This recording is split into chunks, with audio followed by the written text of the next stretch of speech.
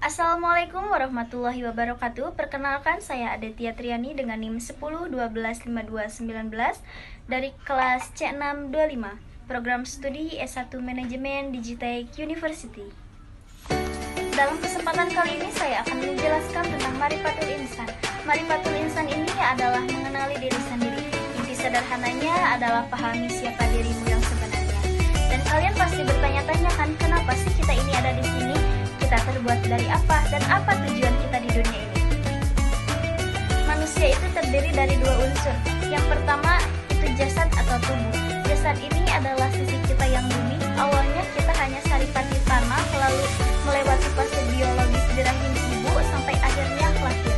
Dalam Quran surat Al-Mu'minun ayat 12-14, intinya Allah bilang, kami ciptakan kamu dari saripati tanah, lalu jadi setetes air, lalu jadi segumpal darah, gumpalan daging, lalu jadi tulang yang dibungkus daging. Dan setelah itu kami jadikan kamu makhluk yang bentuknya sempurna. Yang kedua ada ruh atau nyawa.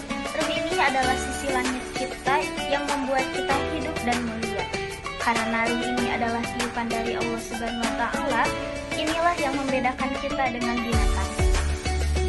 Nah, manusia juga memiliki potensi yang sangat istimewa, yaitu ada hati, akal, dan penglihatan atau pendengaran. Hati adalah pusat kendali keimanan kita. Hati inilah yang menentukan apakah kita akan memilih jalan yang baik atau jalan yang buruk. Yang kedua ada akal. Akal adalah prosesor kita, yaitu alat untuk berpikir, belajar, dan merencanakan untuk masa depan. Yang ketiga ada pendengaran dan penglihatan. Pendengaran dan penglihatan ini adalah alat untuk melihat ilmu dan melihat tanda-tanda kebesarannya Allah. Setelah kita tahu kita terbuat dari apa dan punya modal apa, ini adalah tujuan kita di dunia. Tujuan hidup kita di dunia ini yang pertama itu beribadah. Beribadah ini adalah alasan utama Allah menciptakan kita. Beribadah bukan sekedar salat dan puasa saja, tapi seluruh kehidupan kita harus diarahkan untuk mencari ridhonya Allah. Dalam Quran surat Az-Zariyat ayat 56, Allah berfirman, Aku tidak menciptakan jin dan manusia, melainkan agar mereka beribadah kepadaku.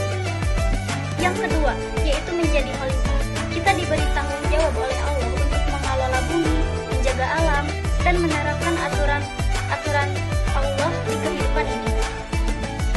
Pilihan ada di tangan kita. Mengenali diri artinya sadar bahwa kita memiliki kebebasan untuk memilih. Kita bisa menggunakan hati dan akal untuk menjadi orang yang bersyukur atau menjadi orang yang